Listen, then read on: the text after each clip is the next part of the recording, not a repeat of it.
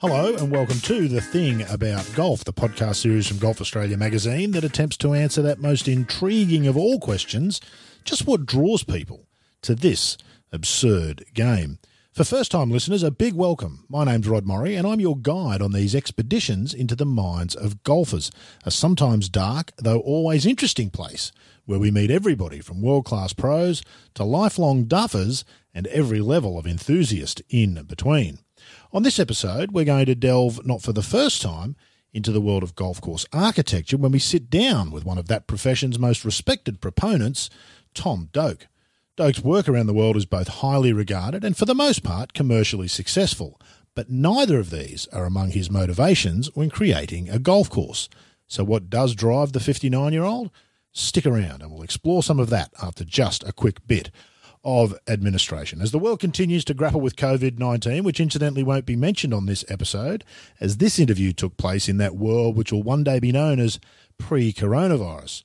But since we're all locked inside, either voluntarily or by regulation, it's a great time to catch up on podcasts. Now, I know I would say this, but I am genuinely proud of our back catalogue here at The Thing About Golf, and I urge anybody who hasn't yet done so to take a wander around the archives. And in fact, even if you've heard all the episodes, maybe consider going back for a second helping. There's been some terrific stuff in there since we launched, and while some of the big-name guests have attracted the most attention, I reckon there's some hidden gold dust in some of the lesser-known names, like our very first interviewee, Sue Worcester.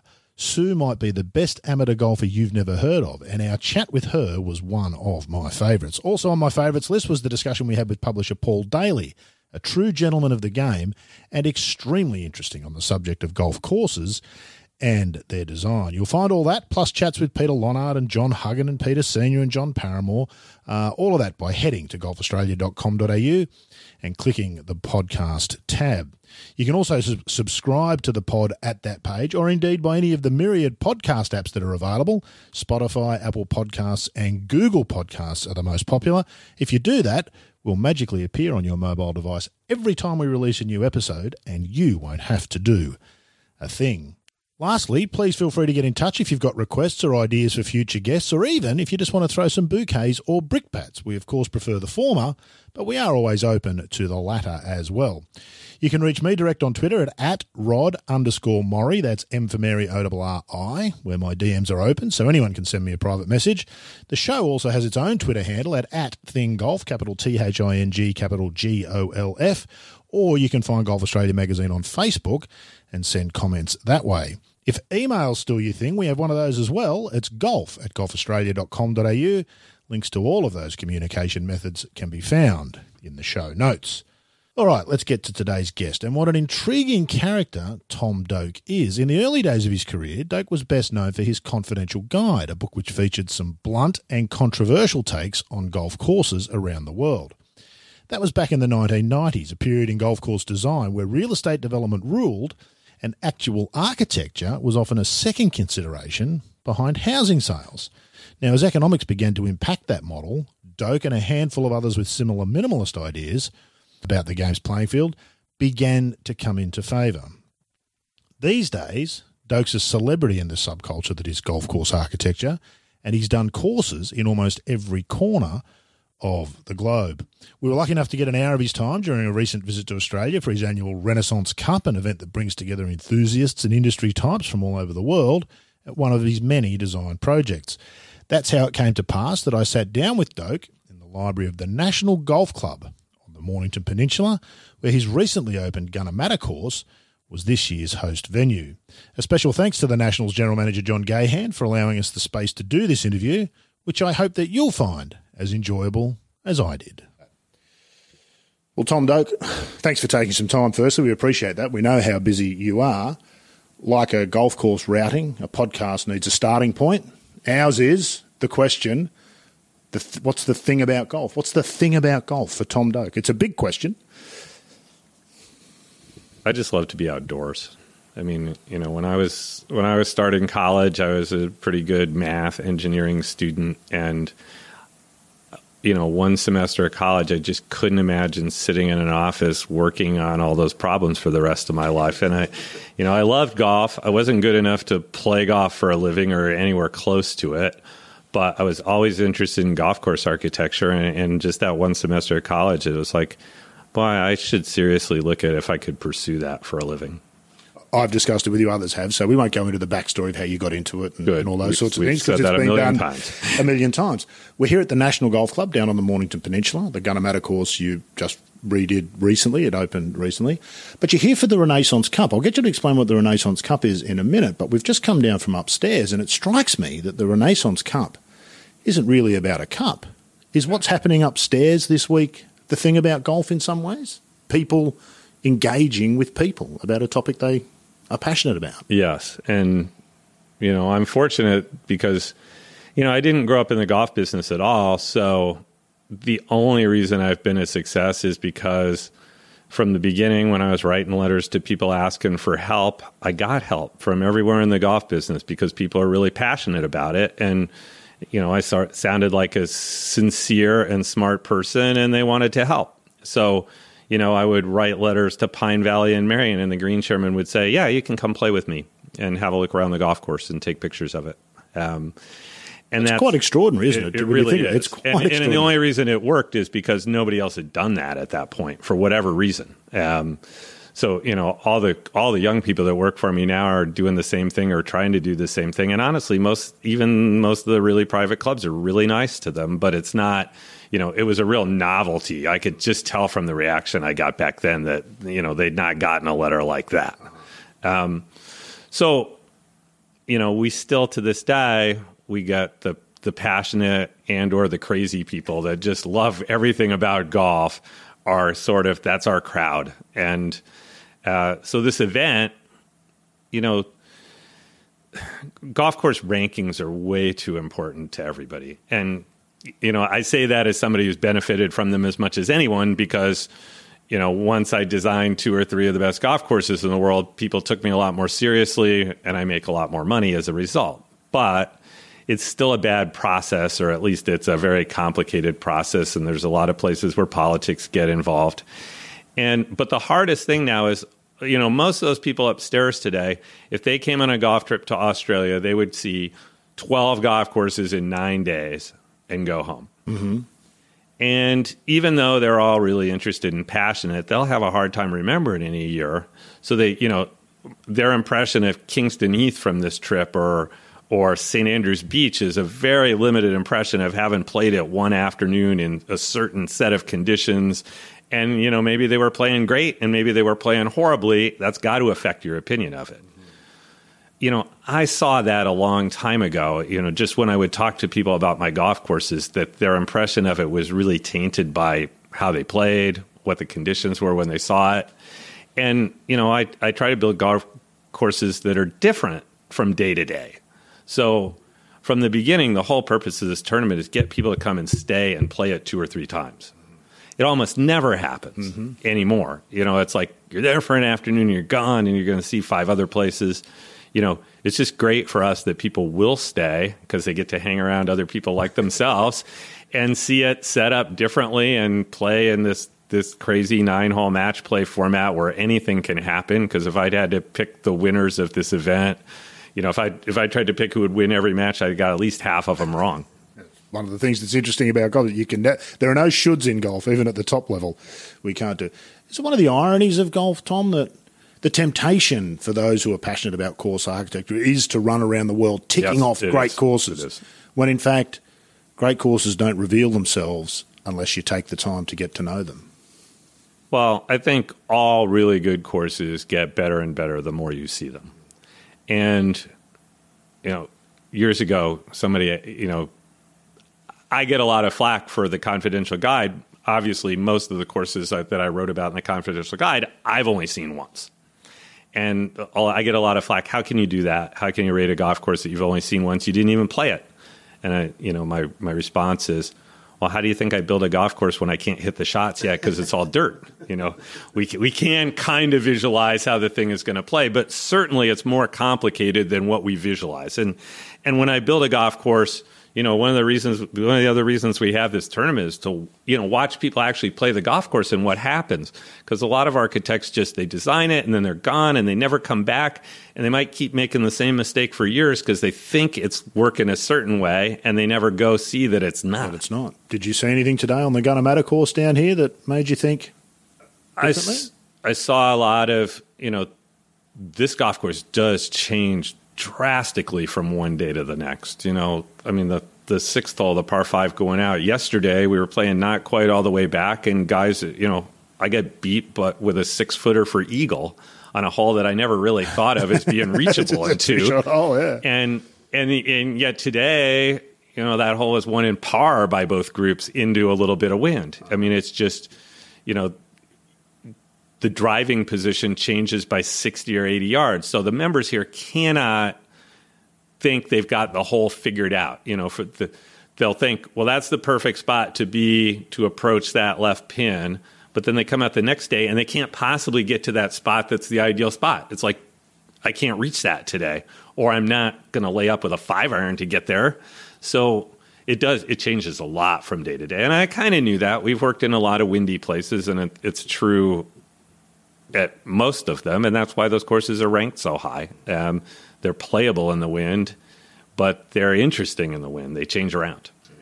We'll come back to some of the current state of golf and its architecture's place in it. There's some interesting questions to think about. But for you personally, golf has many facets that get people passionate. For some, it's the rules. For some, it's the equipment.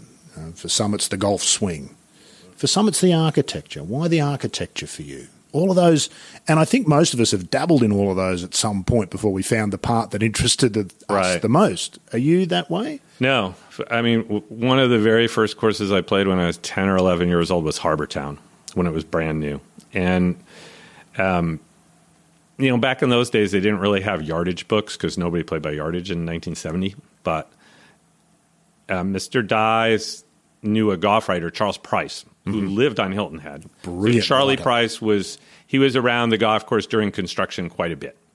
And when they finished it, he did a little booklet on the golf course that's pretty much like the yardage book you'd get today, except without all the yardages. Just a diagram of the hole and 3 sentences about how to play it. Second hole, short par 5. There's a tree short and right of the green that will get in your way unless you drive it left off the tee close to the fairway bunker. At 11 years old, I could understand that. I wasn't able to hit those shots yet, but I could understand that there was something to golf course architecture. And that golf course got a tremendous amount of attention when it opened for being really different. It was in the top 10 courses in America almost immediately because it was so different than everything else. So, right away, I understood that there was such a thing as golf course architecture. And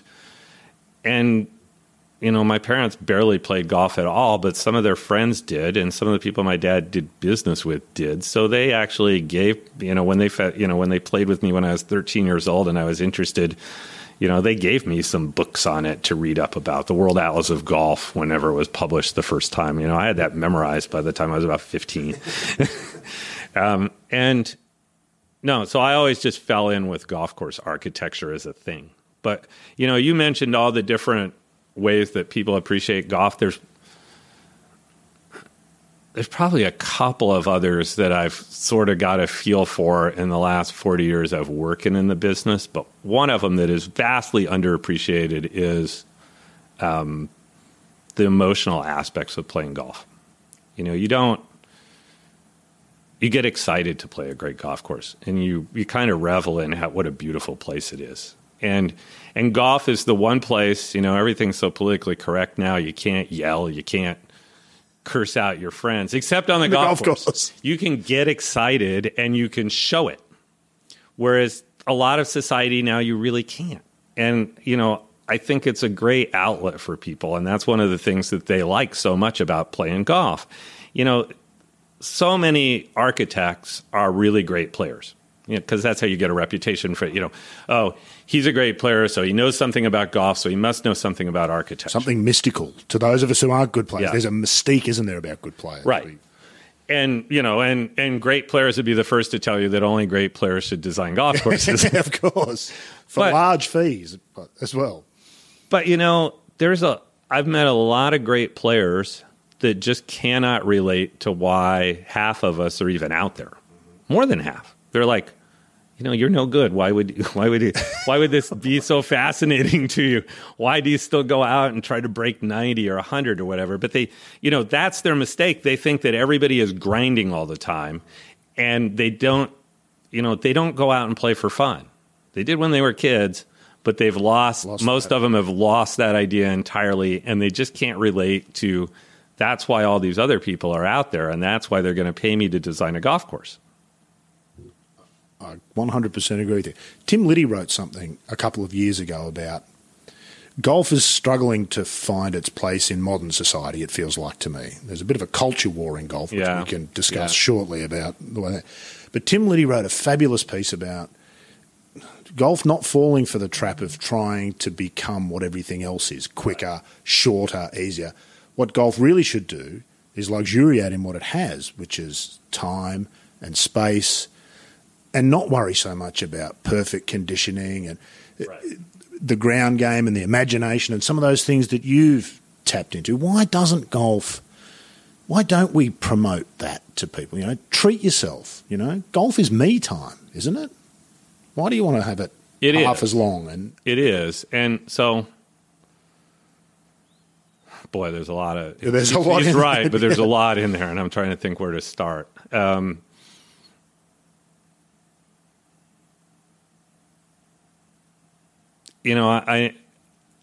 know the most passionate people in Scotland. I mean, golf never would have started if it wasn't something, if there weren't long days in Scotland that people could work a full day and then go play 18 holes when they were done. And of course, they played in like 2 hours, play a match or, alternate shot or something that went really fast. And to them, they wouldn't want to be out there all day to do it. So, it hasn't always taken 4 or 5 hours to go play golf like it does now. But you're right that, I've also heard a lot from like club pros that they have a hard time getting members in the States to play comps anymore, because if they do play, the 18-hole round takes 4.5, 5 hours, and then they've already killed most of the day, and they got to get home. They don't even have time to hang around. They say they're better off having it 9 holes so they can have a beer and hang around with the guys after for a while and enjoy the experience. Which is all part of golf, isn't it? It's not just the course. Instead of just taking all day just to play golf. But there is, the reason everybody's trying to change what golf is one, it's time pressure.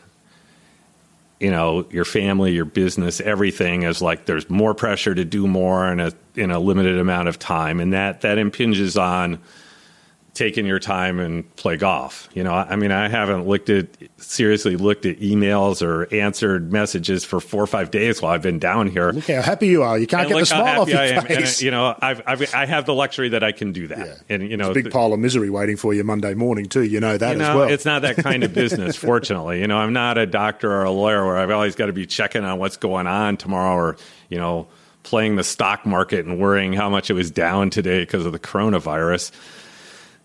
Bless those people, but, just relax a little bit. And maybe it wouldn't go up and down so much. So there's all that, but the other thing is there's this huge battle between the game of golf and the golf business. Mm-hmm. That's the problem. Everybody, the game of golf is fine. It hasn't changed. The business of golf puts all this pressure on golf to be certain ways. And, we got to keep developing golf courses, even though a lot of them are failing, and we've got to keep flogging new equipment. So we got to fight equipment rules, and we've got to, just everything about the golf business is spend more, because that's how we make our living. And that is not good for golf. And that's, I did an interview with Eric Lang last summer in Scotland, and we just played Kilspindie that day, and then we went and sat for an interview. And I said, all the great golf courses that were built in America in the 1920s, they weren't built for profit. They were built by a bunch of members getting together going, let's do a good golf course. Nothing's built like that anymore. Everything now is, there's a developer and there's a profit motive. Whether or not it involves real estate, even if it doesn't involve real estate, it's still got to be financially successful. And we have to worry about the rankings, and we have to worry about what the Raiders are going to think. And we have to worry about the food in the clubhouse and what people think of that. And it's just none of it would got anything agonizing. to do with golf. Yeah. Is that quickening? Are we seeing a quickening? I referred to there seems to be a culture war developing in golf. There's almost two sides have developed in the last couple of years. You've got those who are on the side of let's call it the player. The distance debate is all about athleticism. If there's any problem, change the courses, not the equipment. That's a business. There's a bunch of research and money goes into that. Why do you want to restrict these amazingly talented people? And then there's the other side, which I'm on, and I guess you're on, which says that the golf course is underrated as a part of the experience. And if you obsolete the golf course by allowing the equipment to get out of control, you fundamentally change the game in a way that's not to the better of the game. Am I right about that? Do you think that's a culture war? Is it quickening? What do you see as being maybe the ultimate resolution there? Golf's with the Premier Golf League, the Distance Insights report. We've got nonsense going on with the PGA Tour, the Peter Costas interview the other week about CBS I don't even know about TV. some of that. Okay, well, you probably don't need to know about that, but there's a lot of stuff going on in golf, it seems. Not there the usual is. stuff. Honestly, there's more of that because there's nothing else to talk about. There's no new courses being built. There's nothing else happening, so we got to make up things to make into a controversy. Now, the equipment side, I've been around the golf business for 40 years now. When I first started working for Pete Dye, he had me ghostwrite some stuff for him about they got to do something about the golf ball. Guys are hitting driver 8-iron into 470-yard par fours. That doesn't make any sense, which is no different than Simpson and McKenzie and Robert Hunter wrote about in the 1920s. So you can look at that one of two ways. Either, God, those architects are always so whiny, or we don't really do much about this to control it, and we keep letting manufacturers try to make things a little better so that they can make more money. And, we have some restrictions on it, but it clearly hasn't been enough to stop progress and get to the point where guys just hit it as hard as they freaking can off the tee and hit wedges into greens. And I miss that. What I miss is great players don't have to hit great shots anymore. They rarely are faced with a shot where they've got to do something. An example of that. What do you remember, a great shot that stayed with you that you're not going to see again? Oh, my God. I've seen so many. That the little chip shot that Seve Ballesteros hit between the bunkers at Royal Birkdale when he was 19 years old. There was I think it was the Open instead of the PGA at Oakland Hills that Gigi Rodriguez was in contention. Going into the last green, he was a short hitter, somehow still in contention. Going into the last green, he hit a forward with about a 40-yard hook into a tiny green with trouble all around it. Hit it like 10 feet to give himself a chance to get in the playoff. Guys used to hit shots like that all the time with money on the line. They were so creative. And the good players still are, but their teachers teach it out of them. And they teach them that's not the highest percentage shot. Don't try that. But more than that, unless they're on a golf course that's really firm and it's windy and they've stretched it out just as far as they can, they got a wedge in their hand. And you can't hit that kind of shots with a wedge in your hand. It's a different game entirely. So you only see them hit great shots on really interesting courses, and after they've hit a bad shot and they have to recover from something. Bubba Watson hooking the ball out of the trees on 10 at Augusta. That's probably the last time I remember somebody doing that, or something that made you go, wow. Or Tiger, Tiger used to just hit the ball straight up out of deep rough and make it stop, or, hitting that bunker shot at the Canadian Open over the water. He could hit shots that nobody else could, but he doesn't really get in that many situations where you see that. You haven't got the opportunity. He could do it every day. That's exactly right. And he doesn't have to do it every day. So ironically, it's us, the fans, that miss out, don't we? You've been working with Brooks Koepka on a course, I think, in Houston. So you would have, no doubt, seen him, or even more impressive, heard him hit golf balls, which is a pretty amazing thing. We'll never get to see Brooks Koepka decide whether he's going to hit a 1-iron or a forward across the water at 15 at Augusta. No, on probably Sunday not. afternoon. And I feel like we saw Jack do it. We saw Sevy do it. We saw Norman do it. We saw guys lay up because they didn't like the challenge. We'll never get to see. He's never going to have more than a 6-iron into that green. No, so we're building a hole in Houston that the 16th hole is a par 5. Water all the way down the right side, and then water in front of the green, and water kind of all the way down the left of the green, but also slightly on the right, so you couldn't bail out. The objective was, if you're going for this in 2, you're taking your life in your hands. You got to hit it in that narrow area. There's no real place to bail out. And it's like, so how long should that hole be, Brooks? 570 yards. for a par 5 to make the second shot a decision, a real decision on whether I should go for that or not. That momentous decision that Mackenzie talked about, or Jones talked about on 13 at Augusta. 570 yards, and he's going to go for it nearly all the time. But that's the point at which he knows he can go for it most of the time, but some of the other guys can't. Because of course, I always try to make this point.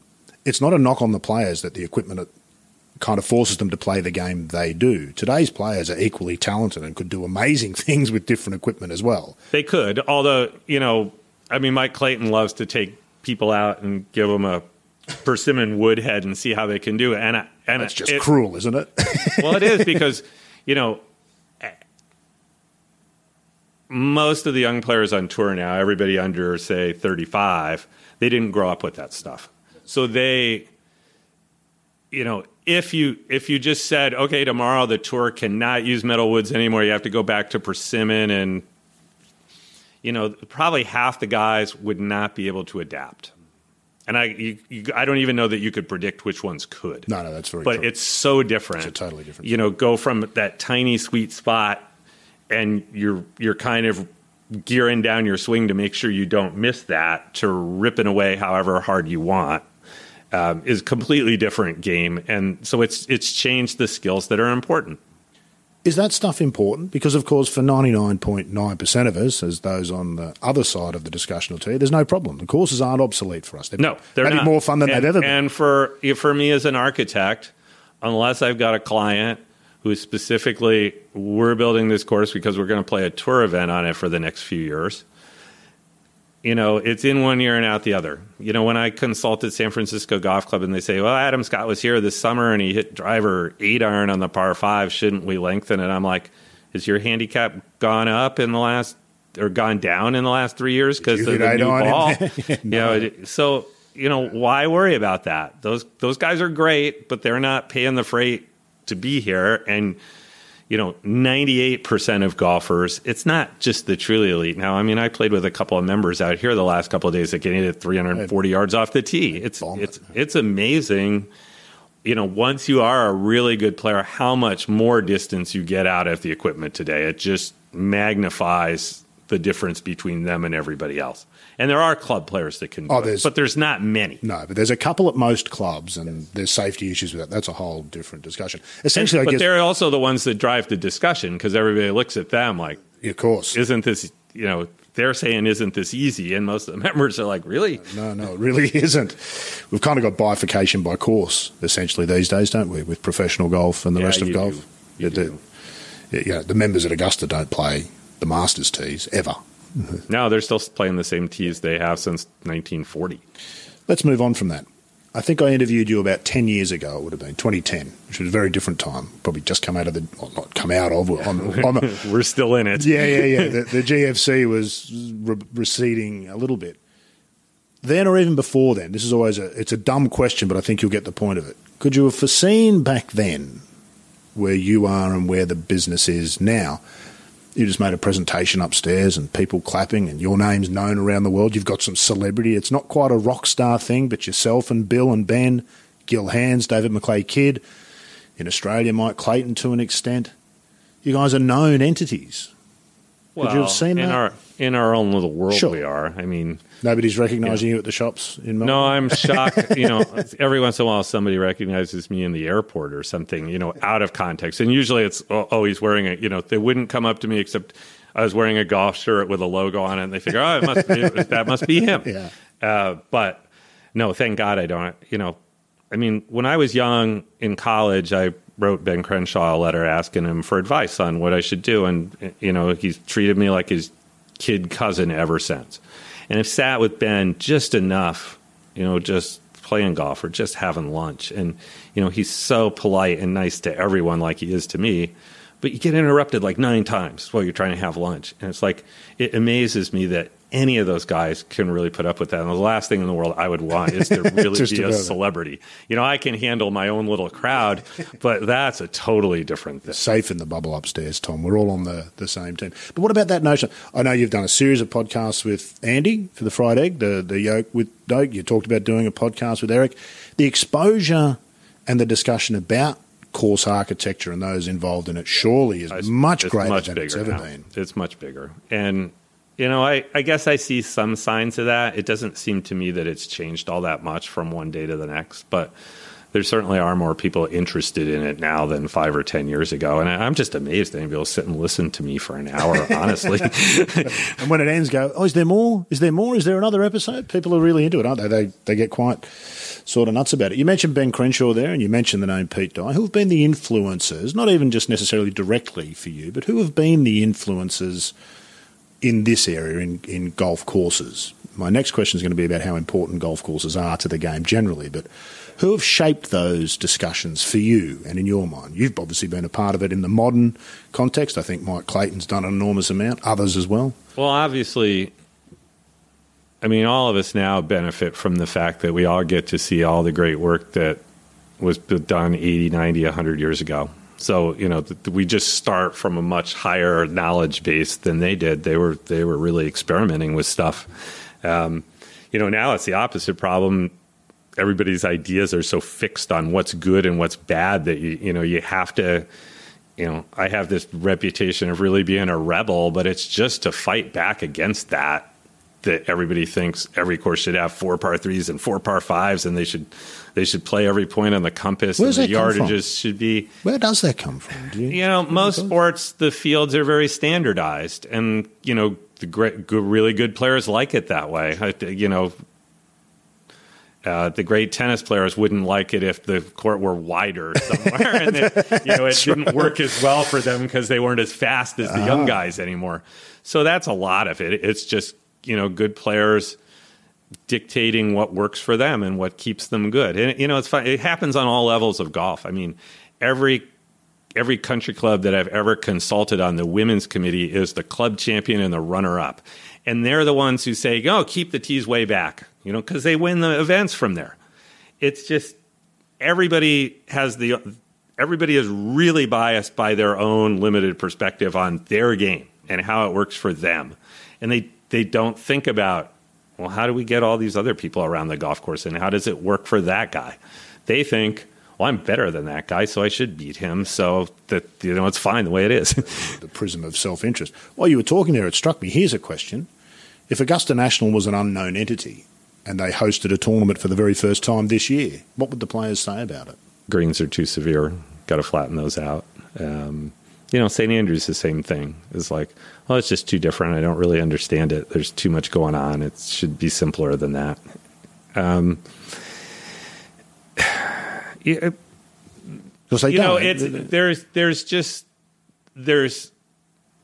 not complaining about it, but there is a double standard. When any of the people that I've hosted here the last 2 days, if they don't like a hole, they ask me, why do you do that way? You can't ask Alistair McKenzie why he did it that way. So the old courses, you just accept it as that's what's there. That's what I'm supposed to deal with. But on a modern course, it's hard to do that because architects giving interviews and saying why he did everything the way he did. But it's easier to argue with a guy who's still alive. and turns up on and that's one reason doing restorations at clubs, it's so easy to just, even whether it's a restoration or not, to say it is. When we were working at Bel Air, I'm like, you're not arguing with me. You're arguing with George Thomas. It's the trump card, isn't it? It is. The ace. It is. I've got the ace, and here's the aerial photo. We're done. The discussion's over. The boardroom at Bel Air, they had a black and white picture in the boardroom of the golf course in 1928, and every question I just point over my shoulder back at that aerial photo, like, that's what I want to do. I don't want to come up with any better ideas than that. I want to do that. You mentioned before pushing back. You're known as a bit of a rebel pushing back. I'm not sure whether you listen to Derek Duncan's podcast, Feed the Ball, which is excellent. A couple of your guys have been on there over time. I really like the stuff Derek does. But a question he often asks of people is, what's next? There's been a bit of a sameness, certainly aesthetically, about a lot of golf course design the last 10 or 15 years, hasn't there? That ruggedness, and which you've been a part of. Which I've been a big part of. And, what is next? Who's the next Mike Strands? The next real trailblazer, or the young Tom Doak? Well, there's a ton of talented people that have worked for me, some of whom are working for other architects now, some of whom are still with me. But I've yet to see that any of them are going to just stick their necks out and do something way different. But the really problem is that they don't have a chance because they can't, because all the cool jobs, first they call Bill, then they call me or Gil.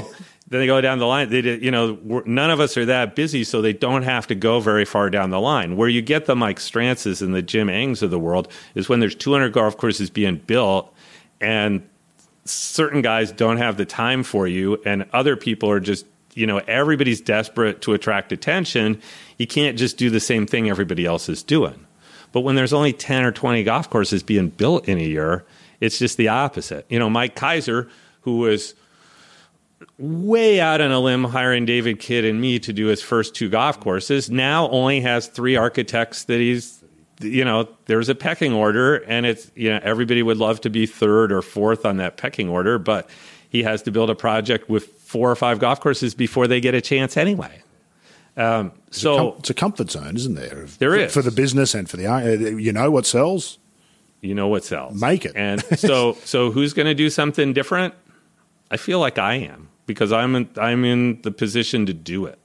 You can take a risk, can't you? I can. I have the luxury of kind of trying to do some different things, and I feel like I have the responsibility to do it.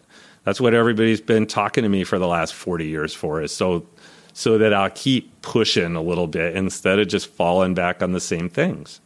And I don't, there's not a lot of other people doing that right now. It's, and I understand why. It's the business. If you're worried about the business, it's fine. It's all business versus game thing again, isn't it? Yes, and that's never been why I've done it. I turn down jobs for lots of money all the time because it's just that's not somewhere I want to work, or I just don't. I don't know what I'd do with that piece of land. That's just not interesting. But I find what would turn if someone brings you up something different. What pushes your button? Something different. You did the reversible course in, I forget what state it's Forest in. Dunes. Forest Dunes, and that was a concept. There's a few things like that I'm not going to tell you every one of them here, but there's a few things like that I've been carrying around my brain for 20 years. This is a great concept for something when I find the right client or the right piece of ground to do it. So the reversible course was one. The par 68 thing that we're going to do for Sand Valley, that's something, ever since I saw Swinley Forest, it's like, why couldn't you have this in America? But, you come back and everybody wants it to be 7,200 yards long and a championship golf course. That's why. Golf course, and, that's right. Only, luckily for me, I attract the kind of clients that would be the only ones to listen to, maybe we could do something like that. But the Thomas course within a course is always fascinating. It feels like if that idea was teased out by more courses, you could be a member at a club that essentially had 4 different golf courses and park in the same spot in the car park every week, and nobody's ever adopted it. It just seems... No, I mean, something like that relies a lot on the setup and how it's managed, and honestly, it's too confusing for most people. I mean, to their credit at Forest Dunes, moving the tee markers from one side of the green to the other side of the green to switch the golf course around the same. I mean, it's hard to even know. You tell a guy to go out to the 6th green, and it's like, which way? which 6? We did have to, when we were building it, we had to say, okay, this way is the way we're going to talk about it, so we don't have to keep clarifying what we mean everywhere we go. But yeah, it's just, and Mike Kaiser would say, too confusing for the guests. As interesting as that sounds, they want to know. They want to play the best course, the way that it's set up the best. Right. Which one's They're the paying top dollar. Yeah. They want it set up the perfect way. That was the one fear at the Loop, if everybody thinks the red course is better than the black course or vice versa, then if there's too many people that think it's the red, then they'll want to play the red. They'll show up on Tuesday and it's the black, and they'll be like, no, I want to play the red. The Siamese twins get separated because... Right. And that's what happened in St. Andrews. I mean, they really used to play it the other way around fairly often until the road hole got famous and the 11th hole got famous. And then it's like, what do you mean we're not playing the road hole? Yeah. We came all this way just for that.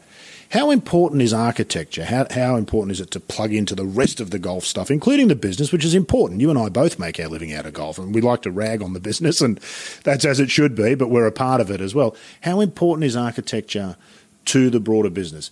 Is better architecture at all levels better for the game, even if those who are playing it don't appreciate it, don't understand why, or does it not matter as much as some of us think? If municipal golf is better designed, will golf be healthier? To answer your last question first, definitely.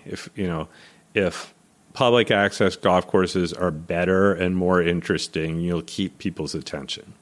And the most important part of that is playability. All the angles and different stuff that we all talk about, to some extent, they only come into play when you're good enough to hit it kind of where you want to. But by the same token, like the average woman golfer who can't hit it more than 125 yards can also hit it through that door from 75 yards away. So they really can aim and go where they want to go. And they have to play the strategy of the golf course, because any hazard that they have to carry is a potential disaster for them, and they have to tack their way around. And when you've got too many features out there for them to tack their way around, they hate it. And if there's nothing for them to do but, hit it 4 times 100 yards at a time, and there's never anything to try to steer it through, it's boring as hell.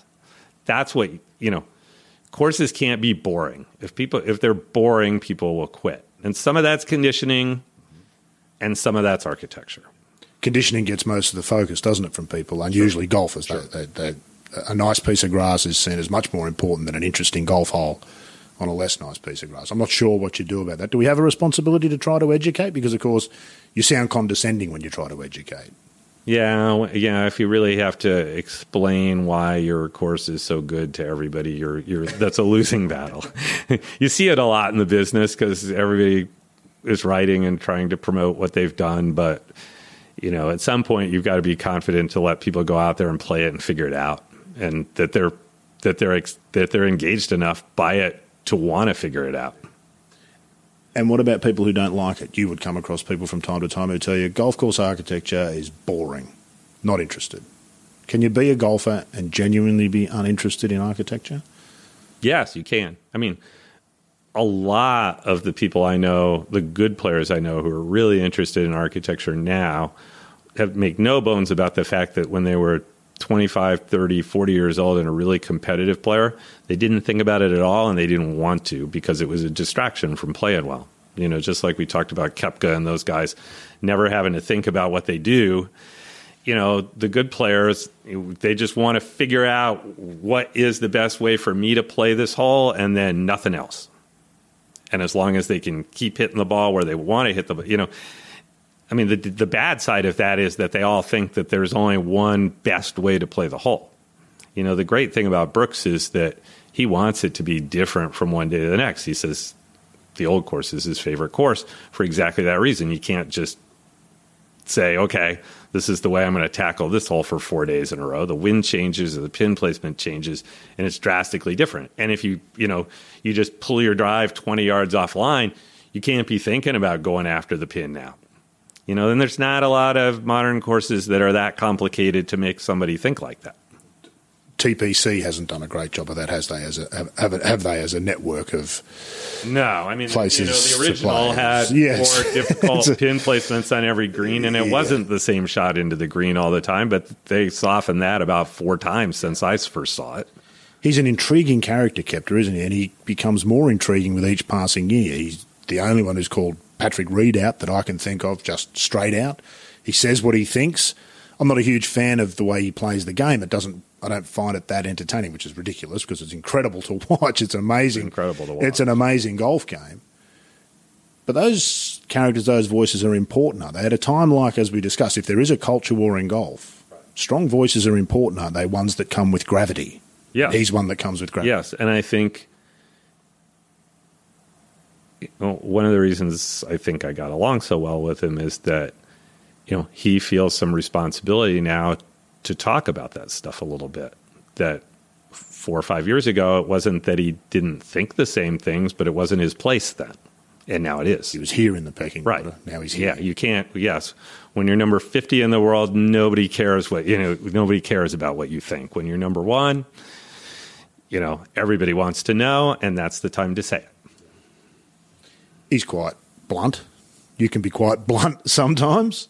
Is that part of the appeal for the two of you? And have your discussions been interesting at times? Well, we haven't spent a lot of time together, but I think we both come with the understanding that the other person says what they have on their mind, and that's nothing to be offended about. I know that things I've written years ago or whatever rub people the wrong way, and it's just like you can't spend your life worrying about that stuff. And I mean, the one thing that that I say to disarm people is something that Pete Dye said to me 35 years ago. He's like, every single thing in golf is a matter of opinion.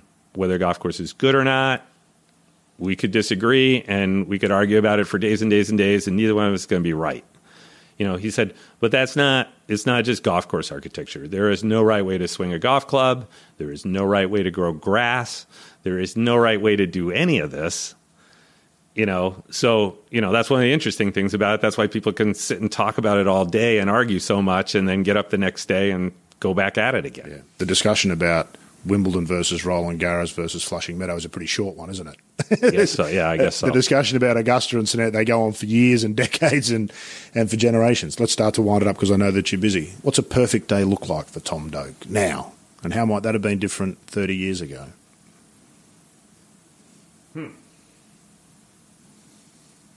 Well, sometimes for me, a perfect day is just being a day off at home without jet lag. Lying on the couch, not thinking or doing anything else. Yeah. I'm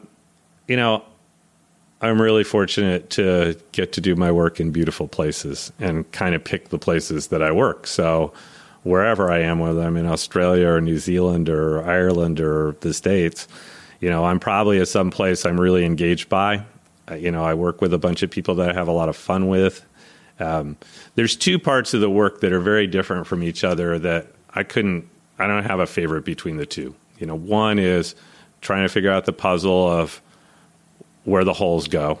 You just got this raw piece of land and a map and you wander around for days trying to figure it out, and there's nobody to tell you you're right when you're done. It's just like, I think this is the best one I can come up with. And you try to get a little feedback from the client, from the other guys that are going to work on it. And then I've been working on a book about that just lately. But then the other half of it is, once we drew the plan for the National, there was a big poster board in the locker room of our plans for every hole with a big disclaimer on the side of every single one of them. This is conceptual and it might change. You can't hold us to it at all. But I took it upstairs last night to let everybody look at it after they played the golf course to see how different it was. Because once we're out there building the golf course, as Pete Dye said, if I just wanted it to be like I drew on the plans, I wouldn't have to be here so much. But if I'm going to be here, I might as well try to make it better. Yeah. And it's not just me, it's like a half a dozen guys working on the crew trying to make it better every day. And that's really fun. The little detail stuff of what's that green going to really be like? And, do we really want it to tilt away quite that much? Or can't we build that up a little bit? A lot of times I'm editing that. I don't, sometimes I'll have a very specific idea of what I want the green to be like. Sometimes I'll just say, just make it hard to get to from the right, and I'll come and see what you did, and we'll edit it from there. So, every time I come back, we're working on 4 or 5 more holes, and, they'll be half done before I get here. And some of them might be done to a plan, and some of them they might have just, gone way right of where I wanted them to. But, I empower my guys to do that because they have really good eyes too. Is there one element of a golf course that's more important than others? Are greens more important than tee shot questions, second shots, greens. You know, it's the business end, if the isn't it? greens have some contour and some imagination to them, that dictates everything else. That's where you want to be in the fairway. That's how you want to hit the tee shot. That's everything. So, yeah, I spend most of my time on site looking at greens and kind of, you know, not so much putting, recovery shots, like approach shots, but especially recovery shots. Like, to me, every green you walk up on, there should be a better place to miss it and a worse place to miss it. Because otherwise you're just going to aim. If it doesn't matter which side you miss on, you're just going to aim right at the flag. That's pretty dull. But if you know that being above the hole is bad and you better keep it below the hole, then how far below the hole you have to play, you have to really think about. And that's the better player can aim a little closer without going past. Can outthink his opponent. Two people of equal execution, one can outthink the other if they're smart. But it's not only, yes, but then, you know, Tiger Woods can hit that 8-iron or wedge or whatever inside a smaller circle than most other tour pros. So he can aim closer without missing the place, you know. They think that's how they think of it. It's like putting a circle template for their landing area. And like now, they don't strategize based on where the fairway bunkers are because they're going to hit on the green out of a fairway bunker anyway. Unless it's a deep pot bunker in Scotland, they think nothing of those. They're just like keeping the water hazard and the OB and the trees to where they would only ever miss over there 1% of the time. And it's a totally different way to think your way around a golf course. Because you can hit the shots where you want it. Last couple to finish up. One that got away. Can you think of a course that... And I asked this question partly because I interviewed Bob Harrison a couple of weeks ago, and he still furrowed his brow and he said to me, you know that we could have got Barnbougle Jews before Doak and Clayton. And I asked him the one got away question, and he said, yeah, that's one that got away. He said, in fact, that's a few that got away right there. Have you got a one that got away? Well, in the back of my routing book that I'm working on, I'm showing plans for a few golf courses that we never got to build for whatever reason. And they're all different reasons. You know, a couple of them, somebody else got the job. A couple of them, it just didn't ever happen, or the deal fell apart. They're not a cheap thing to do, are they? It's very easy for a golf course project to fall over. There was one in Ireland years ago that, you know, it was a piece of land that Henry Longhurst had written about as a great piece of land for a golf course in a book in like the 1940s. And it's still sitting there to this day, and they just can't get the permissions to do it, or the families that own it in common can't agree on what they're going to do. Bill Corr and I spent a little time on it 10 or 15 years ago. Beautiful piece of land for golf. Still hasn't happened, probably never will with the environmental restrictions in the EU now. For me, like, a lot of people would say, if I was competitive like Bob, I would say Erin Hills, because I did a plan for that site for a different client. I was signed up to do the job, and they just couldn't they had to like sign up members to raise the money. They didn't have the money in hand, couldn't do it just based on a plan by some unknown young golf course architect in the 90s. But actually, no, there's a few sites that I've seen, some of which I've got a plan for and some of which I haven't bothered yet, but I just think, this would be a perfect place to do a golf course. And, you know, now what I'm actually working on is, you know, trying to be able to find the capital so I can do some of those kinds of projects, so I can find the person that's going to do it instead of having to wait for the phone call for it to happen. But, you know, one of the reasons I wound up doing Barnbougle Dunes is because I was willing to do it for peanuts just because I really wanted to build a golf course there. And, you know, that's ultimately when it was Richard's call about who to use. It's like, well, Tom's working with us and he's not doing it for the money. And that made a difference. But if the one of all the courses that are in the back of that book, there's land for a second course at Cape Kidnappers down in the valley away from the first golf course, I would love to build that golf course. I've told multiple people, yeah, when I retire, I'll just go try to do that on my own. That'll be your project. Yep. Interesting, you once wrote that you'd be prepared to put your money where your mouth is on a golf. That golf course designers don't take enough responsibility for the business success of the products that they create. That's an interesting sort of a stance. Last one.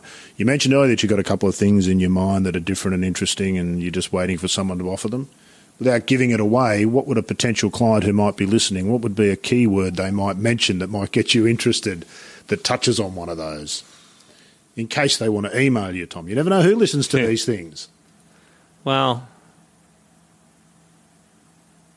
I mean, one that's going to come up a lot more in the next few years, I think, is, how about we have almost no bunkers? The fewer bunkers, the better. Our Houston course has 19 bunkers. Wow. The Sheep Ranch, I've heard that Bill and Ben are working on, is going to have none or almost none sort of because it's it's a super windy place and it's not sandy underneath, and Why you would put you? sand in, it'll just all blow away right away. I've got a site in California that has rock outcroppings, it has streams, it has beautiful oak trees. It's got a ton of things that are sort of obstacles and hazards. So why would you put 50 bunkers in there too? And, honestly, I'd love to do none, but I don't think it'll be none because there's some places in like environmental buffers that I think, being in the bunker is better than being in a bunch of grass that they can't mow for environmental reasons. Yeah. So I think we'll probably have a few, but not many. And, that's kind of a barrier. And, one of the barriers, that same course, which I've done a couple of times before, it's going to start at a resort up on the top of a hill, and it's going to finish 2 miles away at another resort in the bottom of the valley. So it's more golf on a string instead of you don't start and come back to a central coming back to the clubhouse. Oh, okay, which interesting. That's not what a golf club needs at all. So it's a very limited application, but I think it's going to have an entirely different visual impression. You're playing through nature on both sides, and you're not really looking at other golf holes at all. Yeah, make it reversible. Now you've really got something. I don't think they want to play up the hill that much. Tom Doak, been fabulous of you to take the time. We really appreciate it. Best of luck in the future. And thanks for keep coming down to Australia. You've made a fabulous contribution down here, and we do appreciate it. We love Australia. We'll come back. If it wasn't so far away, Tom, you'd be here all the time. I've been here 25 or 30 times already. And we've loved every one of them. Thank you, my friend. Appreciate it.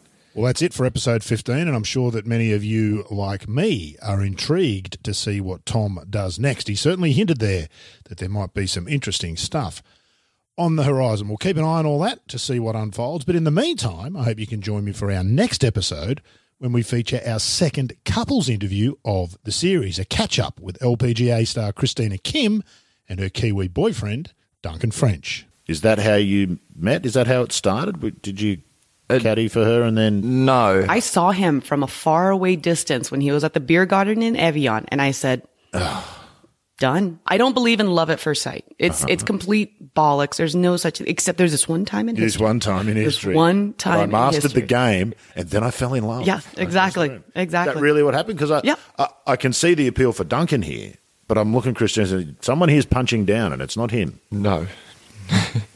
Yeah, no, you guys were both wrong. That's next time on The Thing About Golf.